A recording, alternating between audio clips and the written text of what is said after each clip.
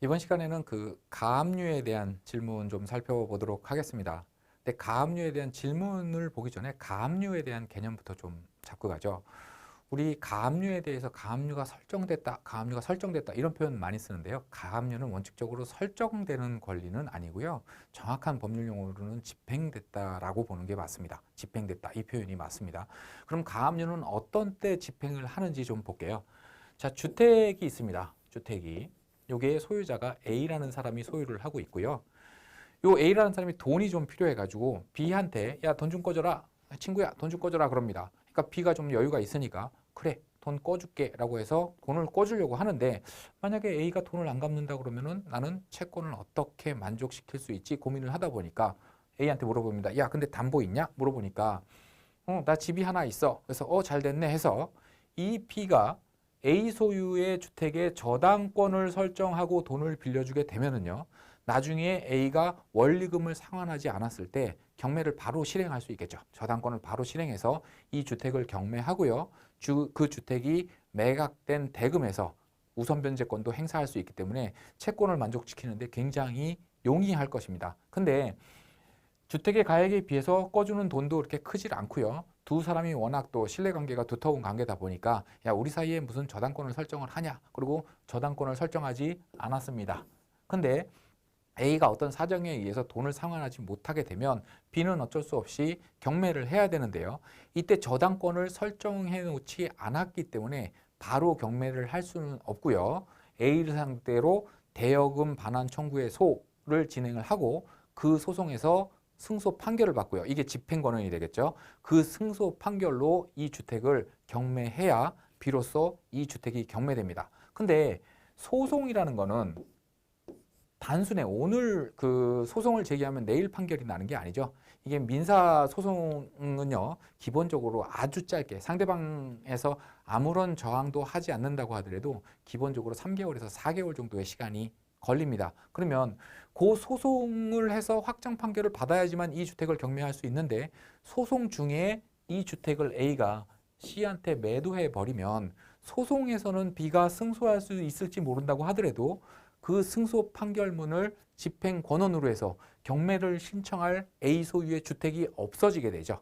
그래서 이런 경우에 소송에 승소에 실익이 없게 된다 이렇게 표현을 합니다. 그래서 B 입장에서는 자, A를 상대로 소송을 해서 그 소송에서 판결문을 받아서 네 주택을 경매하려니까 딱 기다려 이러는 겁니다. 그게 가압류예요.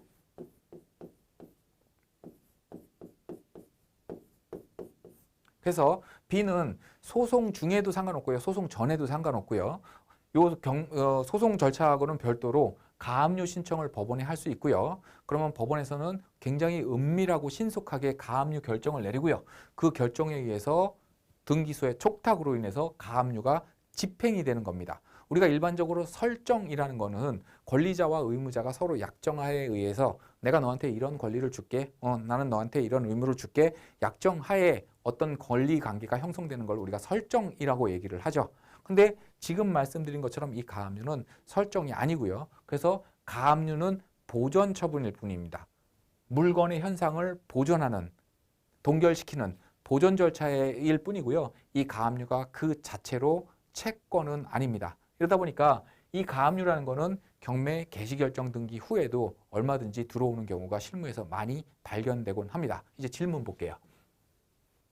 자, 경매 개시 결정 후에 집행된 가압류, 집행이 맞죠? 설정이 아니고요. 집행된 가압류.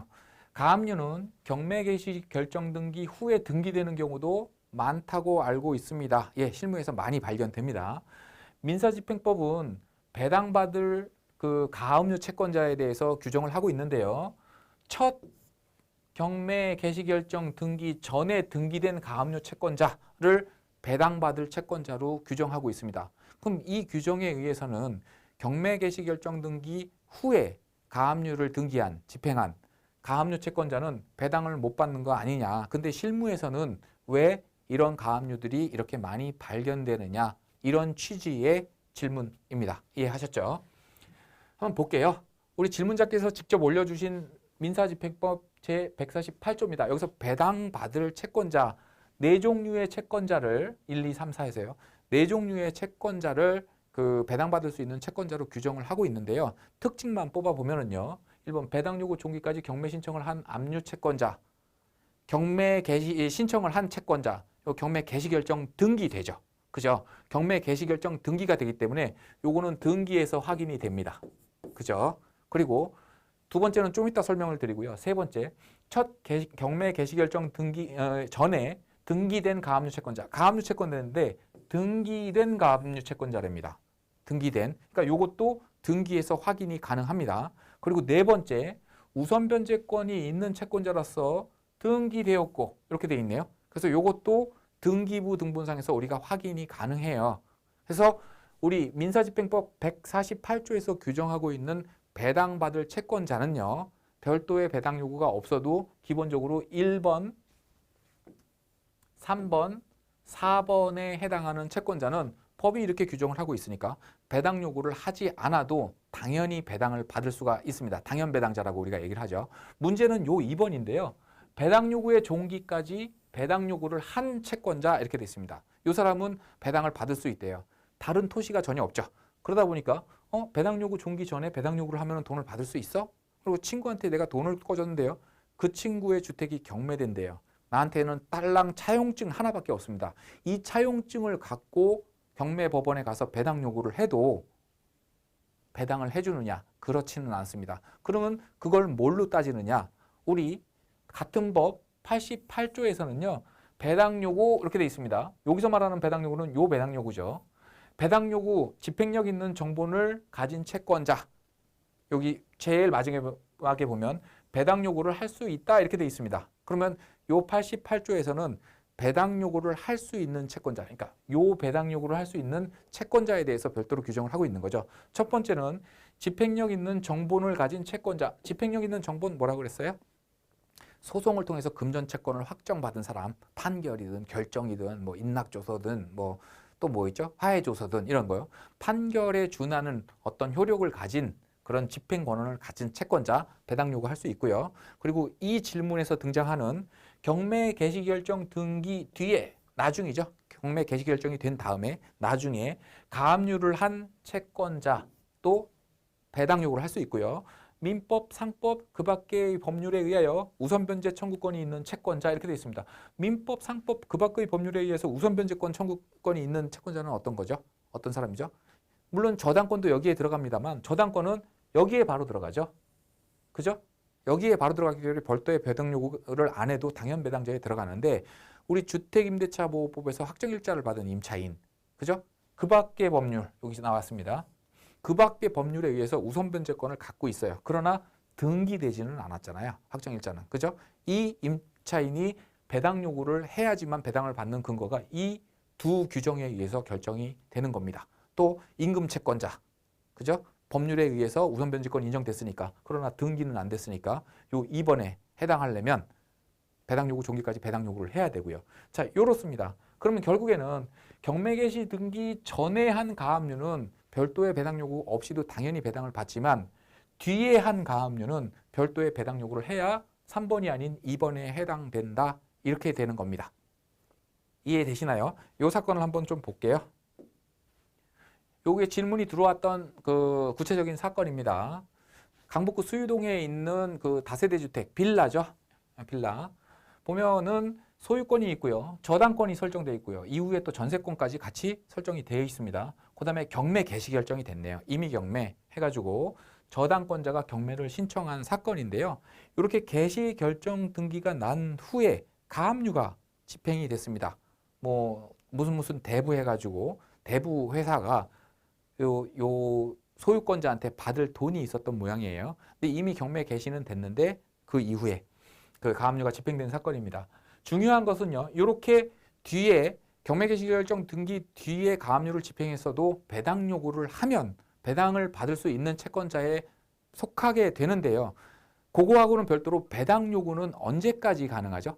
배당 요구 종기까지 가능하죠. 근데 이때에 배당 요구 종기까지 해야 되는 거는 가압류 채권자가 해야 되는 거는 단순히 배당 요구가 아니라 가압류까지 같이 그 전에 돼야 됩니다. 그러니까 배당 요구 정기 전에 배당 요구를 해놓고 배당 요구 종기가 끝난 다음에 가압류를 집행했다. 이거는 안 됩니다. 왜냐하면 아까 법에서 뭐라고 얘기했어요?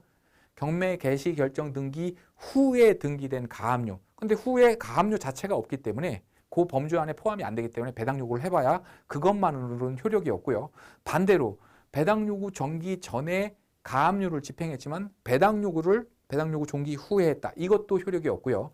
결국에는 경매 개시 결정 등기 후에 가압류 채권자도 배당 요구를 하면 배당을 받을 수 있지만 배당 요구뿐만 아니라 가압류 등기도 다 배당 요구 종기 전에 맞춰줘야 된다라는 얘기입니다. 그럼 한번 볼게요.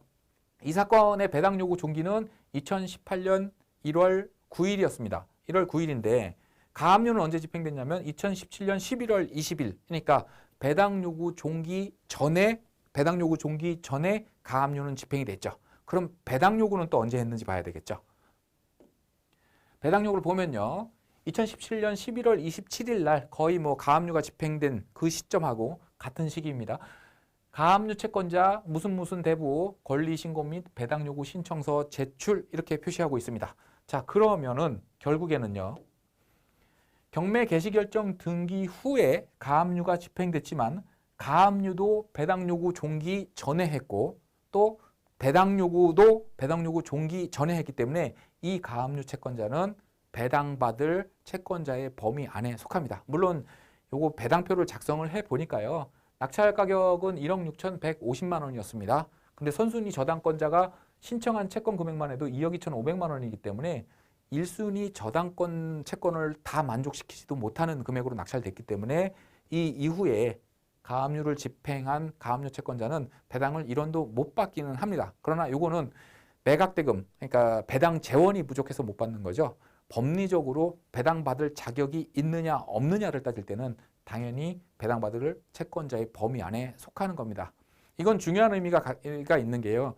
만약에 배당 재원이 충분히 낙찰 가격이 굉장히 높아서 앞에 선순위 저당권자, 전세권자를 다 배당을 해주고도 재원이 남았다, 돈이 남았다 이런 경우에 이 대부회사가 배당받을 채권자의 범위 안에 속하지 않는다고 한다면 이 돈은 누구한테 가요? 소유자한테 갑니다.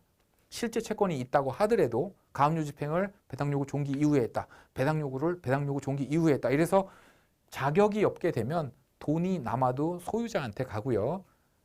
적법하게 배당 요구를 마쳤다. 가압류를 집행했다라고 한다면 남는 돈에서 배당을 받을 수 있습니다. 굉장히 중요한 의미를 갖는 그런 내용입니다. 자, 다음 사건 또 보도록 하겠습니다.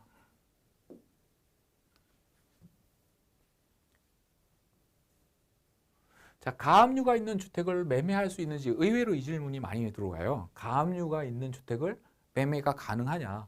가압류는 채권 보전 처분, 앞에서 설명드렸죠. 채권을 보존하기 위한 처분으로서 채무자가 집 소유자죠.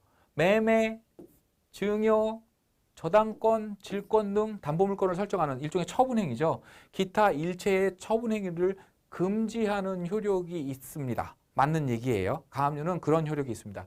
있는 것으로 알고 있습니다. 그런데 경매 물건 중에는 가압류 후에 소유권이 이전되는 사건이 꽤 많이 발견되죠. 이게 어떻게 가능한 일입니까? 라는 질문이에요. 그러니까 권리관계를 표시를 해보면요. 첫 번째로 갑이 소유권을 가지고 있습니다. 갑이라는 사람이 소유권을 가지고 있는데 을이 가압류를 집행했네요. 그러면 추정이 가능하죠. 을이 갑한테 받을 돈이 있구나. 근데 그 돈을 빌려준 거라면 돈을 빌려줄 당시에 저당권을 따로 설정하지는 않았구나. 근데 나중에 갑이 갚질 않으니까 가압류를 집행했구나. 이 가압류를 집행했다는 얘기는 뭐예요? 결국에는 대여금 반환 청구 소송을 하겠다라는 겁니다. 판결 받아서 결국에는 그 경매를 집어넣겠다라는 의지로 볼 수 있는 거죠. 근데 이런 상황에서 갑이 을한테 병한테 소유권을 넘깁니다. 이게 뭐 증여일 수도 있고 매매일 수도 있고 합니다만 소유권을 넘깁니다. 이게 어떻게 가능하냐라는 겁니다. 자, 가압류의 처분 금지의 효력이 있는 거는 맞습니다. 이거는 사실이긴 한데요. 법률적으로 소유권 이전 등기 자체가 불가능하다라는 의미는 아니고요. 그 의미는 아니고 그렇게 소유권이 이전이 되면 이 가압류로 인한 손해는 네가 책임져야 된다. 너 보호하지 않겠다라는 그런 의미의 처분 금지 효력입니다. 등기소에 신청했을 때 등기소에서 가압류가 있기 때문에 소유권 이전 등기 안 됩니다. 그리고 각하시킨다는 그런 의미는 아닙니다. 자, 이렇게 소유권이 병한테 넘어갔습니다. 이 병은 이 부동산을 담보로 정한테 돈을 빌렸고요. 그 다음에 무한테도 갚을 돈이 있었던 모양이에요. 근데 안 갚으니까 무가 또 가압류를 집행을 했습니다. 그리고 나서 정이 요 근저당권에 기해서 경매를 집어넣었다고 보죠. 이랬을 때 배당은 어떻게 되느냐? 요거는 뭐 질문에 대한 답변은 끝났고요. 요거에 대한 질문도 하도 자주 올라오는 거라서 한번 추가해서 설명을 드리도록 하겠습니다. 우리 많은 경매 책에서 보면요. 요 을의 가압류를 뭐라고 얘기를 합니까? 전 소유자의 가압류 이렇게 얘기를 합니다. 이 부동산의 현재 소유자는 누구예요? 병이잖아요. 그죠? 현재 소유자는 병이고 전 소유자가 갑인데 지금 을은 누구한테 받을 돈이 있는 거예요? 을이 가압류를 집행할 당시에는 이 주택의 소유는 갑이었고요. 그렇다면 갑한테 받을 돈이죠. 갑한테 받을 돈이 있으니까 가압류를 집행했겠죠. 그래서 전 소유자를 상대로 한 채권, 그 채권에 기한 가압류다 해서 전 소유자의 가압류. 또 어떤 책에서는 좀 재밌게 설명을 하기 위해서 뭐 할아버지 가압류다 이렇게 설명을 하는 책들도 있습니다. 근데 이 전 소유자의 가압류가 경매로 낙찰됐을 때 배당을 받을 수 있는지에 대한 질문이 끊임없이 또 올라와요. 그게 왜 그러냐면 예전에는 판례가 못 받는다였습니다. 받지 못한다. 근데 꽤 오래전에, 굉장히 오래전에 한 15, 16년 전에 전 소유자의 가압류도 당연히 배당을 받는다라고 판례가 바뀌었어요. 바뀌었는데 그 바뀐 거를 모르는 책들 뭐 이런 것들이 계속 인터넷에서 회자되고 이러다 보니까 지금은 의견이 두 개로 갈립니다. 어떤 글을 보면 전 소유자의 가압류는 배당받을 자격이 없다라고 설명하는 책이나 인터넷 글들이 있고요. 어떤 글에서는 받을 수 있다라고 표시를 하고 있습니다. 이 법리를 보면은요. 예전에 전 소유자의 가압류 채권자는 배당을 받을 수 없다라는 논리는 어떤 논리였냐면요. 자, 이 경매 절차에서 이 주택이 실제로 매각이 됐다, 낙찰이 됐다. 그래서 낙찰자한테 소유권이 이전이 됐다라고 한다면 그 낙찰 대금은 원칙적으로 누구 소유인가요? 그 금전은 원래 누구 돈이에요? 당연히 병의 돈이죠. 왜냐하면 병 소유의 주택을 판 돈이잖아요. 당연히 병의 돈입니다. 다만 그 돈을 병한테 돌려준 게 아니라 병의 채무를 변제하는 데 사용되는 거죠. 그게 경매잖아요. 그죠? 그게 경매인데 지금 설명드린 것처럼 이 을은 받을 돈이 누구한테 있는 거예요? 받을 돈이 갑한테 있는 겁니다. 그러다 보니까 근데 그 상황에서 이 가압류가 물건이 아니니까 다시 말해서 그 물건에 대한 배타적인 권리로서 대세권, 세상 누구한테나 주장할 수 있는 권리, 대세권이라고 하죠. 대세권이 아니다 보니까 요거는 채권일 뿐이니까 갑한테 받아라. 너는 병 주택 판돈에서 너한테 배당해 줄 수 없다. 이 논리가 작용을 한 거예요. 예전에는. 법리적으로는 이게 상당히 맞는 법리입니다. 그래서 예전에는 이 을 가압류는 말소되지 않고 그대로 등기부등본상에 남아있는 상태에서 갑을 제외한 나머지 사람들이 배당을 받고요. 남는 돈이 있어도 을한테 주지 않고 병한테 줬습니다. 이게 법리적으로는 상당히 맞는 건데 10년, 거의 20년 전에 판례가 바뀌었는데 그 취지는 뭐냐면요. 민사라는 것은 분쟁을 해결하기 위해서 존재하는 건데 정과 병의 채권 채무 관계를 해결하기 위해서 경매를 진행하는 거잖아요. 이 분쟁을. 왜냐하면 저당권 설정하고 돈 꿔놓고 안 갚으니까 정이 경매 신청한 거잖아요. 지금. 그래서 채권, 금전 채권에 대한 분쟁을 해결하기 위해서 경매를 하는 건데 그 경매의 결과 이 가압류를 낙찰자한테 인수시키게 되면 낙찰자와 을하고 또 분쟁이 발생하죠. 그래서 이 분쟁을 해결하기 위해서 경매했는데 다른 분쟁이 발생한다. 이게 법적 취지에도 맞지 않을 뿐만 아니라 그게 첫 번째 이유고요. 두 번째는 뭐냐면 을의 가압류가 등기부등본상에 집행이 되어 있는 것을 뻔히 보고도 소유권을 넘겨받았다고 한다면 당연히 매매대금에서 이 가압류의 부담만큼을 상계했어야 된다. 예를 들어서 5억짜리 아파트인데 가압류가 1억이 있다. 그럼 4억에 받는 게 상식이잖아요. 누가 가압류되어 있는 거를 그걸 무시하고 말소되지도 않는 가압류를 그대로 남겨둔 상태에서 매매대금을 다 주겠어요. 그죠? 그렇게 병은 요 가압류를 보고도 소유권을 넘겨받았기 때문에 네 집 판 돈에서 갑한테 돈을 1억을 준다고 하더라도 결국엔 너는 5억에 산 게 되기 때문에 너한테 불축의 피해가 발생하지 않는다라는 논리고요. 정 또한 가압류가 집행되어 있는 걸 보고 그 부동산을 담보로 돈을 빌려줬으니까 먼저 가압류한테 1억이 배당이 된다고 하더라도 너한테는 할 말이 없다. 무도 마찬가지고요. 그래서 지금은 전 소유자의 가압류한테도 배당을 다 해주고요. 당연히 말소합니다. 근데 판례는 끝에 여지를 남겨놓습니다. 아까 설명드린 것처럼 법리적으로는 을 가압류를 남겨놓는 게 맞기 때문에 경매법원의 판사가 필요할 경우에는 요 을 가압류를 낙찰자한테 인수시키는 특별매각 조건으로 매각을 할 수는 있지만 그렇게 매각을 하는 경우라고 하더라도 매각물권 명세서에 그 특별매각 조건을 분명히 그 취지를 기재해야 된다라고 여지를 두고 있습니다. 그러니까 이렇게 전소유자의 가압류가 있는 경우는요. 그런 경우는 일단은 소멸되는 걸로 보고요. 매각물권 명세서의 비고난을 한번 봐서 혹시 요 을의 가압류를 인수시키는 조건으로 매각을 진행하고 있는 것은 아닌가까지도 살펴보시면 좋습니다. 참고로 말씀드리면 판례가 그렇게 꽤 오래전에 뒤집힌 이후에 판사가 특별매각 조건으로 이 전소유자의 가압류를 인수시키는 조건으로 매각을 진행한 사례는 아직까지 제가 알기로는 단 한 건도 없습니다. 그러니까 소멸된다라고 보시면 돼요. 한 가지 더 말씀드리면 자, 일반적으로 병소유권이 없다고 보면은요. 선순위 그 채권이 있고요. 후순위로 근저당권이 있으면 요 가압류는 채권자 평등권에 의해서 요 사람들하고 안 분배당하죠. 그죠? 배당은 나중에 우리 다시 한번 살펴볼 기회가 있을지 모르겠습니다만 우리가 알고 있는 거는 안 분배당하는데요. 요렇게 전소유자의 가압류는요. 얘부터 다 주고 남는 돈 갖고 얘네들을 배당을 해줍니다. 그건 무슨 논리냐면 이 병 자체가 5억짜리 집을 넘겨받으면서 가압류가 1억 있었기 때문에 1억을 빼고 줬을 거라는 거죠. 4억밖에 안 줬을 거라는 거죠. 그죠? 그런데 이후에 설정된 병한테 금전채권이 있는 사람들이 이 채권들하고 안 분배당을 한다라고 한다면 결국엔 그래서 가압류을이 1억을 다 못 받아간다. 5천만 원밖에 못 받아간다라고 한다면 병은 이 주택을 얼마에 산 셈이 돼요? 4억 5천에 산 셈이 돼버리잖아요. 그렇죠?